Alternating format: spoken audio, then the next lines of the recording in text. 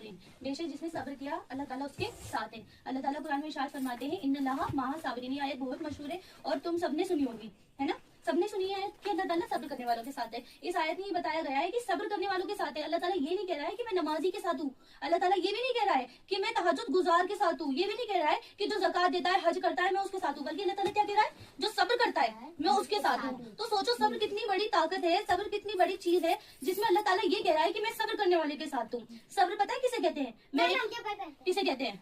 सब्र किसे कहते हैं? सफर नहीं, सब्र की बात कर रही हूँ। सब्र को मैं मिसाल से समझाऊंगी। सब्र इसे कहते हैं जैसे कि अगर हमारे सामने कोई शख्स खड़ा है और वो हमें कुछ बात कह रहा है और हम उसके जवाब देने के लायक भी हैं, हम इस लायक कि हम जवाब दे सकते हैं और हमारा हक भी है जवाब देने का। हमारा जवाब देने पर गुनाह भी नहीं पड़ेगा, हमें पता है कि हम इसका जवाब देने पर हमें गुनाह नहीं पड़ेगा। लेकिन उसके बावजूद अगर हम खामोश रह जाए ये सोचकर कि मैं अल्लाह की रजा के लिए झुक रही हूँ, सब्र कर रही हूँ, इस चीज को क्या कहते हैं? सब्र। कि हम ताकत रखते हैं जवाब देने की, हम ताकत रखते हैं बराबरी करने की, लेकिन फिर भी हम खामोश रह गए, उसे क्या कहते हैं? सब्र।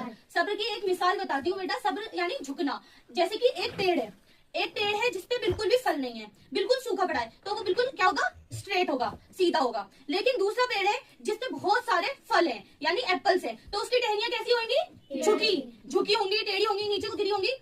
तो इस मिसाल से हमें ये समझ में आ रहा है कि झुकता वही है जिसके ऊपर कोई क्वालिटीज होती हैं, यानी कोई अच्छाइयां होती हैं, कोई सिफत होती है, तो वही इंसान झुकता है। और जो अकड़ के खड़ा रहता है यानी उसके ऊपर कोई फल नहीं है, कोई क्वालिटीज नहीं है, कोई अच्छाई नहीं है, इसलिए तो वो अकड़ के खड़ा है। लेकिन जो झुका हुआ है उसके ऊपर क्या है? फल है, यानी अच्छी सिफतें हैं। और सब्र करने वालों को बदला अल्लाह ताला ऐसा देगा कि जब सब्र करने वालों को बदला दिया जाएगा ना कल कयामत के दिन, तो जो लोग होंगे ना, वो जो खड़े होंगे, तो वो ये देखकर कह रहे होंगे कि अल्लाह पाक काश ऐसा होता दुनिया में हमारे जिस्म काट दिए जाते और हम उस पर सब्र कर लेते तो हमें भी आज ऐसा बदला मिल जाता। तो सब्र का इस तरह से इतना अच्छा, इतना बढ़िया बदला दिया जाएगा।